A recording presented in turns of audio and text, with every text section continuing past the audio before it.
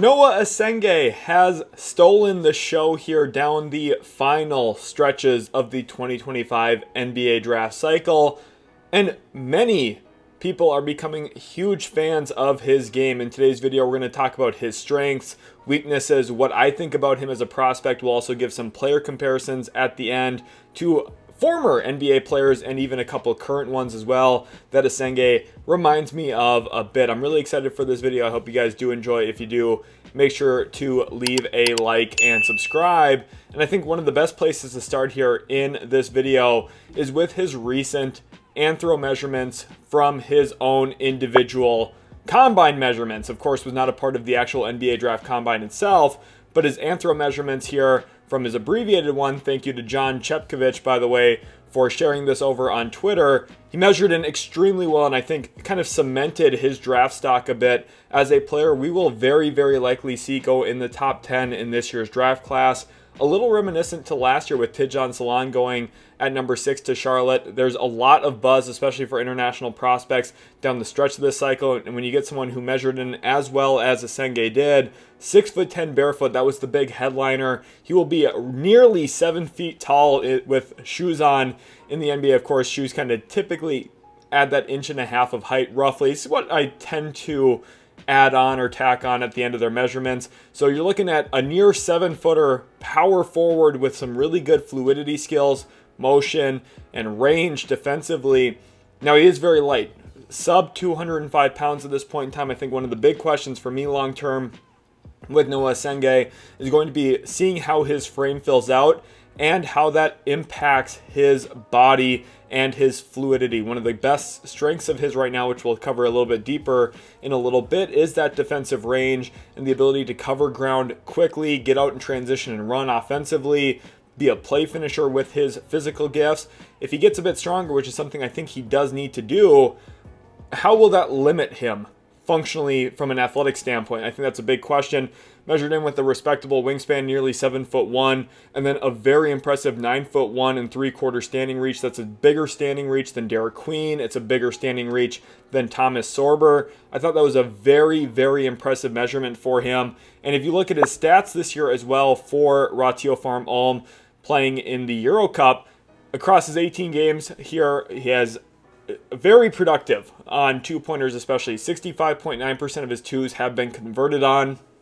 I think that's really the headliner strength, something that we'll talk about here again very quickly in just a little bit. But the questions right now really stem from his three-point shot sub 30% from three this year, just 29.4%. And you also look last year when he got his feet wet just a little bit in the Euro Cup, just 7 games played, 42 total minutes, not a huge sample size at all. But when he did get some opportunities, did not convert on them last year either. So you're looking at a little bit of question marks right now when it comes to his ability to actually shoot the basketball from behind the three-point line. How is that going to translate to the NBA? That's going to be one of the big questions. Now, the free throw numbers are pretty promising. I think one of the biggest strengths for him specifically is his free throw rate. Almost 6 free throw attempts per game, despite only shooting about 7 shots per game. That is a very, very, very gaudy free throw rate, something that I think is going to be an impressive number for him to build off of. And then productive in a lot of other areas. Over a steal per game, nearly a little bit over half a block per game as well. And you see him getting on the glass, over 5 rebounds a night, 12 points per game. Wasn't really turning over the ball a lot either. Now, doesn't have the most impressive assist numbers, but he does have a positive assist to turnover ratio. So I think all things considered here for Noa Essengue, the stats back up a lot of what the profile I think you'd be hoping to see from him. And then also his anthro measurements were quite good as well. So I'm very excited about that. And the place I really want to start from a strength perspective is his play finishing. Here we're going to start with some clips with him functioning as a screen and dive player, screen and roll guy. And this is where you get to maximize some of his downhill quickness. I want you to watch as he screens and how quickly he can get downhill. Here he is setting it for Saraf and then slipping all the way down in a Spain action to the backside of the rim, catching a lob here. Here's a great replay look of this. Saraf, a beautiful pass on time on target there. And Essengue really was able to maximize a lot of Saraf's passing and playmaking talent this year by playing off of the catch. Here he is now catching and diving again. Watch how quickly he gets downhill and, of course, can functionally play above the rim a bit as well. These are pretty, standard, easy clips to see, like, hey, when defenses get confused, if you're playing them at the 4, if you're trying to switch, whatever it may be, there's advantages you can take out of that. Now, it does depend on what kind of situation he lands into if you're going to be able to maximize that screen and roll game much. It's not going to be a 15, 20 time per game screen and dive player. That's just not going to be realistic wherever he lands in the league. But especially like if he gets into a context with a dunker spot sitting big, that's something you can maximize maybe. Or if he's with a stretch big man, maybe you can run empty side ball screens with him. There's some definite functionality there. And then it also really stems off of his cutting. Here he cuts off the wing. This is where, again, channeling a lot of that functional athletic tools, functional athleticism in general, becomes very valuable. Saraf, one of the better jump passers in this entire draft class, I think did a good job setting up Essengue. And Essengue a lot of times did help out Saraf in this regard too. It's kind of a symbiotic relationship a bit, because as Saraf leaves his feet, it felt like Essengue would always just be kind of in that right spot at the right time, filling in the empty gaps here. He's cutting out of the corner. We'll talk about his baseline operation a little bit later too. I think that's a key element for his game. And I think that kind of combination with a good playmaker, specifically his play finishing skills, gives him so much functionality, whether it's cutting, playing off of rolls, playing off of dives, and you see how quickly he can get up off his feet, up in the air and above the rim. I just think when it comes down to it, the ability to find open space, open cracks in the defense. Here he is cutting out of the corner once again. He just has that good natural instinct and feel of how to play without the ball in his hands. And play finishing is at a premium right now in the NBA with how heliocentric the game has become, with how much your team offense is really channeled towards your best player. Having guys who instinctively cut, move into open space, find that open area of the defense, the kind of finding those soft spots, that's very, very valuable. And I thought Essengue did a really good job of that all year long for Ulm, finding opportunities to cut, being active without the ball in his hands. You don't want to have a stationary offense. At the really heart of good NBA offense, I think the Indiana Pacers are a good example of this right now. The two things that lead to good offense in the NBA are ball movement and player movement. And I think Essengue can be a real positive piece for that in an NBA offense because of his activity level, how that's going to help create ball movement. And of course, his own individual player movement's valuable too. And then he's also an extremely dynamic transition finisher. You see when he gets the ball in his hands or when he does run and get out ahead of the pack, not only is he athletic enough to go above the defense, finish over the top with huge dunks, but he's got the foot speed to beat people down the court as well. Here he is challenging on a perimeter shot. Just look at him fly by the defense there all the way to the rim uncontested. This is where if you have good breakout passers or guys who are throwing hit-ahead outlet looks. Again, Indiana is a great example of how successful that can be in the NBA.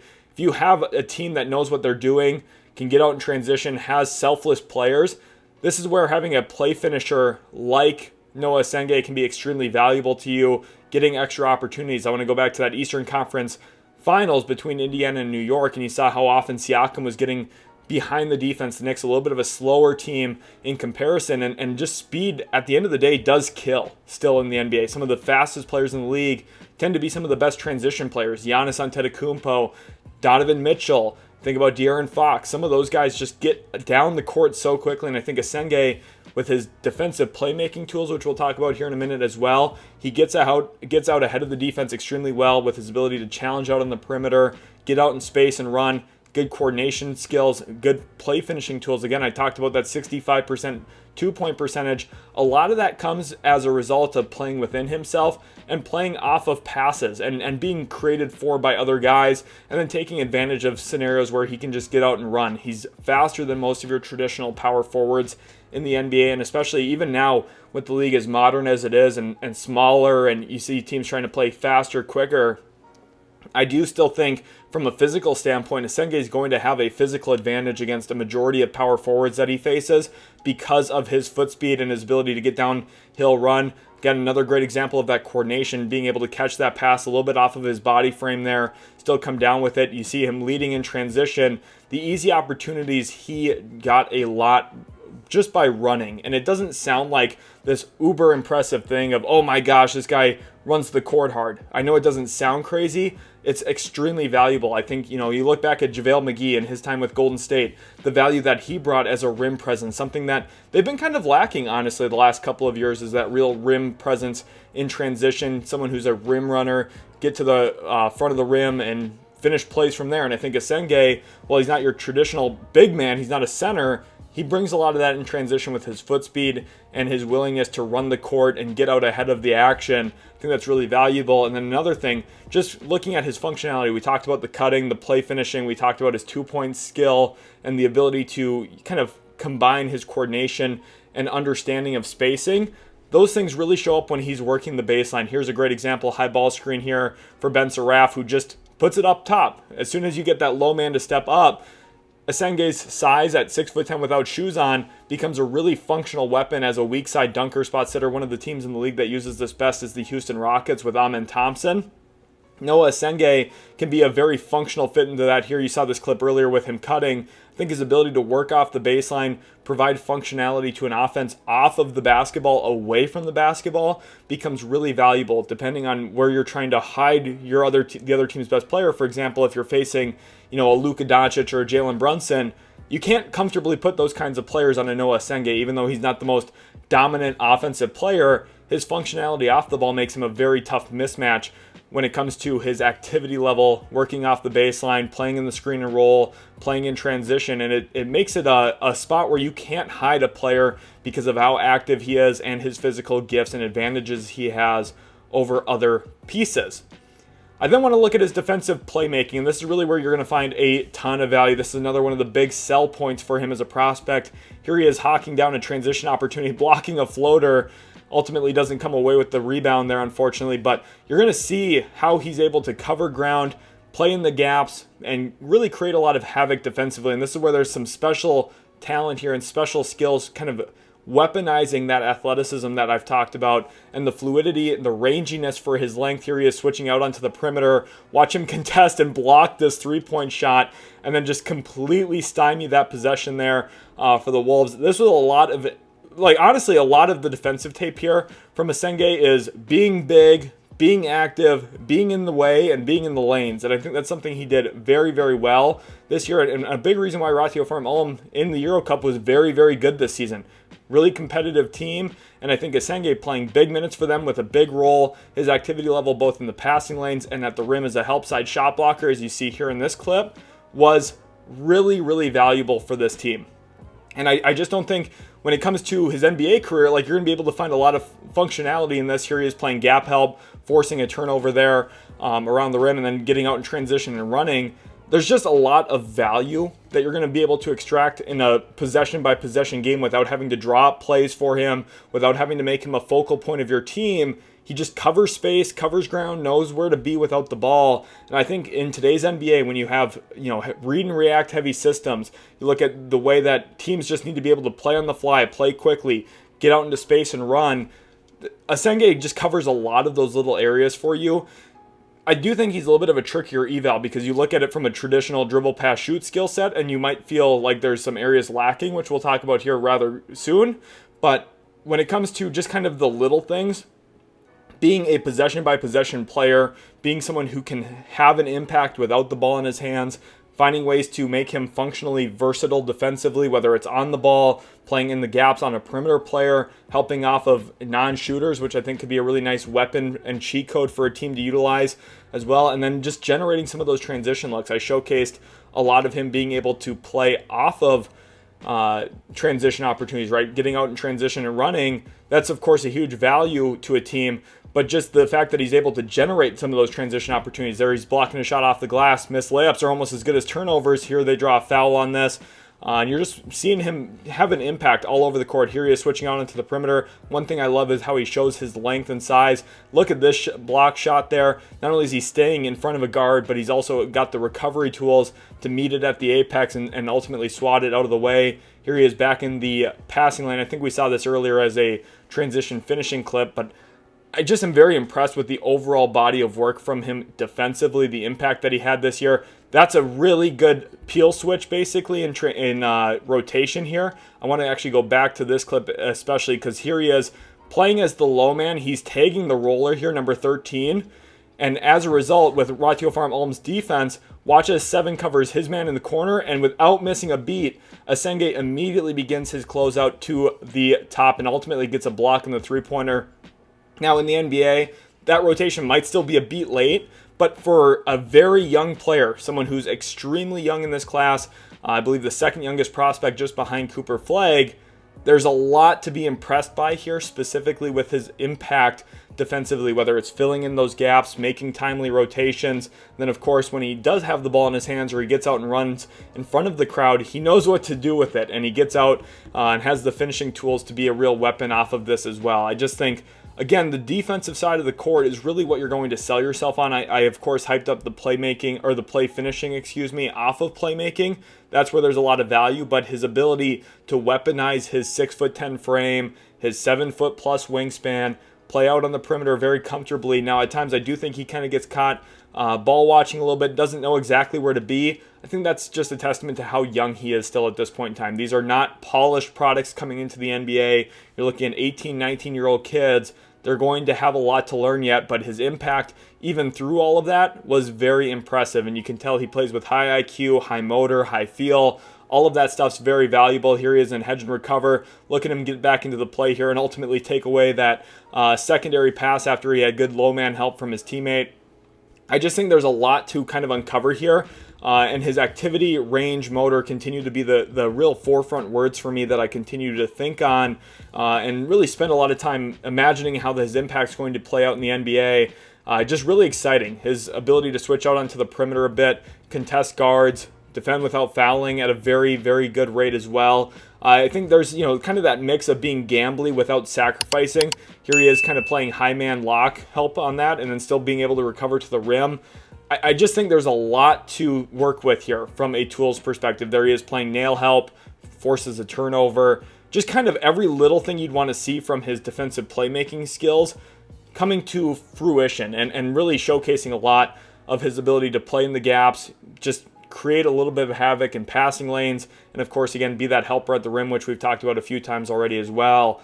Essengue, if you're really drafting him, these are the two primary things you're looking for. You're looking at his play finishing skills, which we talked about as a cutter, screen and roll guy, playing in transition, and then you're drafting him for what you think he can do for your team defense as well, and the amount of space that he can cover, the amount of play styles he can defend. If you want to put him on a 4, if you want to maybe put him on non-post-up 5s. Now, I do think he's still really, really slight, and I think you're going to struggle boxing out like that, but boxing out maybe a little bit of a lost art anyway in the NBA right now. So I do think Essengue long-term, if you're looking at him maybe putting on 10, 15 pounds of muscle, getting a bit bigger, a bit stronger, you're going to see some more defensive versatility from him guarding up the lineup a bit.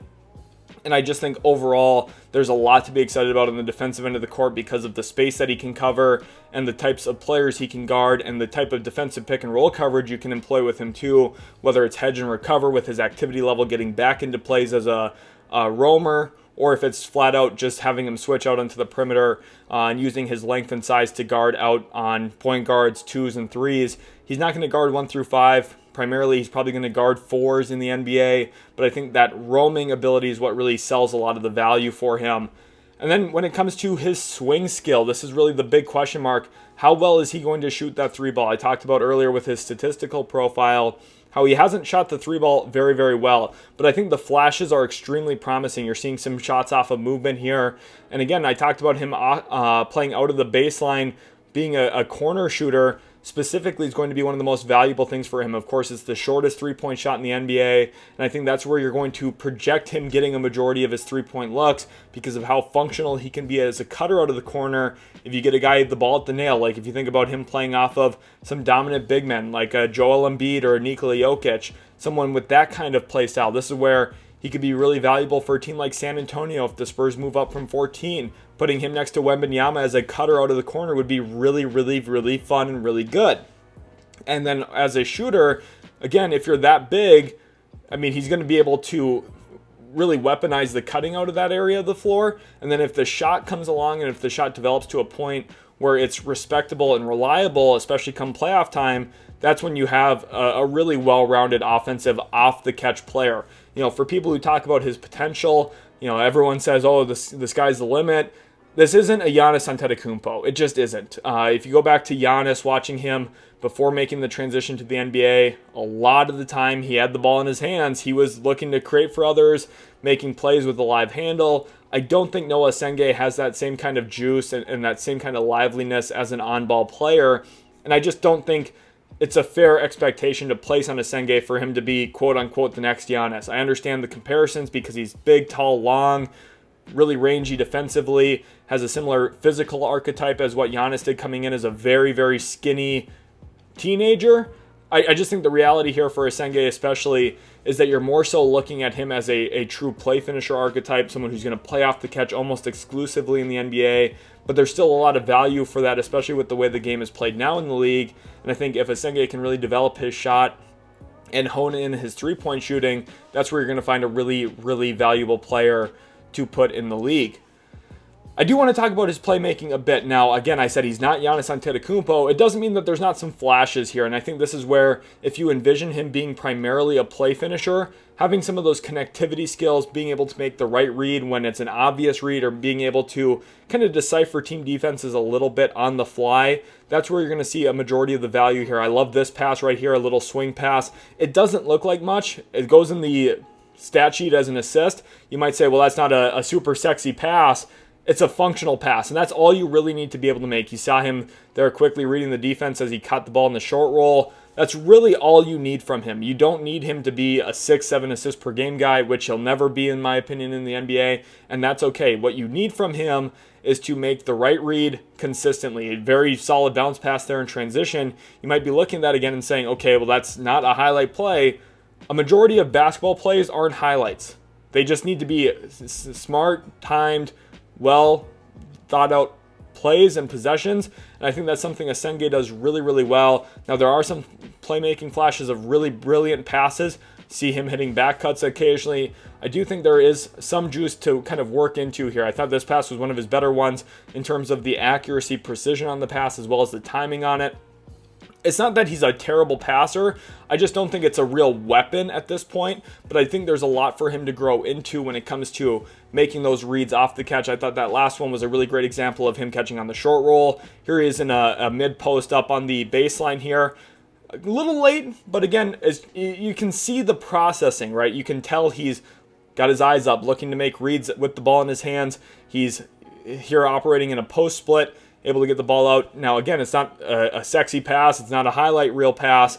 I think functionality needs to be at the heart of anyone's analysis on these players, especially for someone like Essengue, who I do think, even though the highlight reel moments as a passer aren't super elite, the functionality of them are consistent and reliable. And I think with more development, with more opportunities playing into short rolls, I do think Ratio Farm's usage of post splits and allowing Essengue opportunities to make reads with a quote-unquote live handle. It's not really a live handle when you've got your back to the basket, but it kind of is, right? And you see some of those flashes as well in transition. So I do think, all things considered here for Essengue, you're trying to maximize who he is, maximize his skill set. It's not going to be having him isolate often. It's not going to be having him run pick and rolls. It's going to have him functioning as a play finishing connector type piece. And I do think in the NBA right now, that's exactly what you need him to be, and I think that's exactly where you're going to uncover most of his value, with him making quick, timely decisions once the ball hits his hands. Now, I do want to showcase a couple of his turnovers. I do think there's a variety of flaws right now, which is what has me a little bit lower on his potential. Sometimes they are just bad passes, and I think this is where, a comparison to Giannis Antetokounmpo is just really not fair for him. I don't think he quite has the liveliness in his handle. I don't think he's quite as decisive as a passer, and I don't think specifically one of the biggest issues I see is his ability to actually pass the ball consistently with his play strength where it's currently at. You see some of the issues with him running post splits here, and the accuracy, the timing on some of these passes just aren't fully crisp. Now, there were some really great moments, but there's also some low moments here. And it's hard when you're going through this. Again, you have to take a growth mindset and say, okay, what can this guy be? He was also liable to some charges, though. When he gets beat to his spot as a driver, I don't think he has the fullest collection of counters at this point in time. And again, when it comes to his actual play strength, he's just not very strong with the ball yet at this point in time. And this is partially in due to his frame. He's still got a very light, slight frame. He's not the strongest player in general. But the other issue I see with it, as well as the collection of gathers and counters that he has, I just think the skill set right now is still a little lacking for him to ever be an on-ball player. I think the maximized version of him, again, is playing quickly, playing decisive. He's not going to be a go-to guy in the NBA, but he's going to be a very valuable off the catch, off the play finisher. You're also seeing some moments where he just flat out loses the ball because his handle's not tight enough yet, gets out a little bit in transition, loses the basketball ahead of himself a few times. Here's the functional play strength again that you're seeing with him trying to back down his opponent here against Besiktas. Just doesn't get it to go because he doesn't have the functional strength to actually back down guards, wings at this point in time. And you think about going into the NBA when everyone's a little bit bigger, a little bit faster, a little bit stronger. I think his ability to drive and his ability to back down, play out of the post is all going to be limited compared to where it's been for Ratio Farm Ulm this year. He was also a little liable to setting moving screens. That's another thing you're going to see in a couple of these clips here. Actually set a pretty high number of illegal screens this year for how many screens he was setting per game. And I think part of that is on the guards, not giving him time to actually get set and establish his screening position. But another part of that is just not being disciplined enough to not set moving screens. You saw him reach out his arms there and grab the Trento defender. I do think just for him in general, like if you're drafting him, you have to remember this is a growth mindset that we're taking. We're not looking at year one as the definition of who he's going to be as a player. There needs to be some pretty good coaching involved in this process for him to really maximize who he can be. But with all of those physical gifts, with some of the production we've seen already for him as a downhill finisher, as a defensive event creator, I do think there's a lot to be excited about. And if you can clean up some of the mistakes, some of the mental errors, get him a little bit stronger, make him a little bit more functional in the half court into traffic, that's where you're going to be able to maximize a lot more of his game. Now, one other area of production that I talked about earlier was his rebounding. Averaged over 5 rebounds a game this year for Ratio Farm Ulm. Now, this is where you can kind of have a split opinion. He's athletic. He can definitely rebound the ball above the rim, gets up in skies for it at times, but he's also a little thin, frail still in this area. And I question his ability to actually box out, keep guys off the glass, and win contested rebounds consistently. A little bit like a deer, right? He's kind of got that slight, skinny frame. Now, when he can go up and get it, he goes up and gets it. And I think his defensive mobility, all of that stuff is still going to be extremely valuable. But do you want him to be your number 2 rebounder on your team? I don't know. I think if you play him next to other size, if you have a really good rebounding big man, this is where you can maybe uncover some more of that value. All things considered, though, he's going to be able to get on the glass a bit. And I think especially in uncontested rebound situations, like he wants to crack back in on rebounds and get on the glass, get active. And I think, again, activity continues to be a big word for me in this video, because I do think activity level is something that's hard to replace. When you have guys who want the ball, you have guys who want to go get it, get after it, they tend to win you extra possessions. And I think Essengue can definitely be that kind of player, that caliber of player. Here I thought was a really promising clip. He actually won a box out there against Besiktas. I do think there's a lot yet to work on for him. I think there's a lot of potential to uncover, especially when it comes to just getting a bit stronger. If he gets a little bit stronger, a little less wiry, he's going to be a really, really good player in the league, which leads me to his shades of. I have 4 players I'm kind of loosely comparing him to. Now, I don't think there's any perfect one-to-one comparison for any prospect ever, so hear me out with all of these. I want to first talk about Tayshaun Prince. Tayshaun Prince was such a special defender throughout his NBA career. Think about some of his really viral defensive moments that you had, the long chase down block back in the Eastern Conference playoffs many years ago. I do think for Tayshaun, one of the things that really is reminiscent between Tayshaun and Noa Essengue is the defensive ground coverage and the defensive versatility. Tayshaun Prince was one of those rare wings who felt like he could challenge at the rim, block a ton of shots, but also be a fun on-ball defender, really impactful defensively in the gaps, in the passing lanes. I do think the physical similarities are there, very slight, long, big frames in terms of like height and length, without being massive human beings with super broad shoulders and, you know, wider hips, like anything like that. I think that's where the Tayshaun Prince, you're looking at defensive ground coverage, agility, you know, the ability to roam all over a defense and still be able to defend out in space pretty well on the basketball. And then I want to talk about someone like Aaron Gordon. This is maybe a little bit more of a play style comparison. Now, Aaron Gordon, I think, a bit better than Essengue with the ball in his hands, a little bit more comfortable bringing it up the court than Essengue will ever be. But mostly I'm talking about what Aaron Gordon is as an athlete and the ability to function out of the dunker spot, cut off the baseline. We've seen how good he can be off of Nikola Jokic in those roles. Now, the issue is Noa Essengue probably won't end up in Denver. So maximizing that kind of cutting, that kind of baseline operation, it's not the best for everybody, right? Now, I do think Houston at 10 could be a really interesting fit off of Şengün, because you have kind of that similar hub of the offense, play out in the middle of the floor, get cutters off of that. There's some real value to uncover there.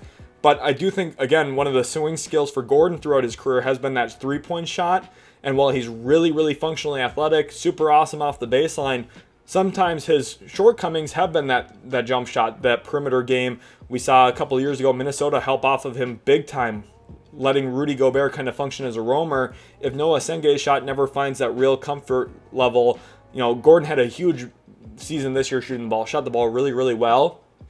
I think for Essengue, if he can take that kind of similar career trajectory and development and continue improving his three-point shot, there's a lot to be excited about there. Another player that I do have a lot of excitement about in terms of a comparison for Noa Essengue is Santi Aldama, another really big, lengthy, long athlete who can move his feet really well, a ton of lateral mobility, and can play out on the perimeter quite well. A very underrated driver of the basketball. Now, I do think Santi Aldama, skill set wise, is a little bit more advanced than where Noa Essengue is at currently. I think Aldama coming in as a prospect was a little further along as well. But Aldama's been one of the better developmental pieces for Memphis over the last few years. He's actually headed toward free agency this summer, and I think he's going to get paid very handsomely this offseason. And I think Essengue, looking at Aldama, there's a lot for him to kind of take from Aldama's game to grow on as an on-ball player. And then I think just the physical similarities lead me to a little bit of a shades of comparison here too. And then Jonas Jerebko, another guy, kind of an NBA career journeyman a little bit. Started in Detroit, played all over the place a little bit, Golden State, Utah, Boston for a bit. I think Jerebko is a really good example of another player who kind of had that 6'9", 6'10"-ish frame, long arms, a little bit skinny. One thing Jerebko did really well was put on some weight once he got into the NBA and got quite a bit stronger. His arms bulked up quite a bit, his shoulders bulked up. I do think for Essengue, if he can kind of mirror that physical development, that could help him as well. I think these four guys, all kind of different from each other. Aaron Gordon more that baseline operation, Santi Aldama the overall sheer height, size, and length and fluidity at his size, Tayshaun Prince the defensive ground coverage and that skinny frame, and then Jonas Jerebko, someone who can maybe be a physical developmental kind of picture for Essengue to follow. I thought all very interesting comparisons. I'm not in on the Giannis Antetokounmpo comparisons. I also don't think that Essengue is going to be as bad as Sekou Doumbouya was. So I kind of find myself in that middle ground. Tayshaun Prince, Santi Aldama, that kind of player is what I think Essengue can really be in the league, which is definitely a top 8 rotation player and very likely a starter on an NBA team and someone who's going to have a real impact throughout his NBA career. I hope you guys did enjoy. If you did, make sure to leave a like and subscribe. Thank you all so much for watching, and we'll catch you in the very next Utility Sports video.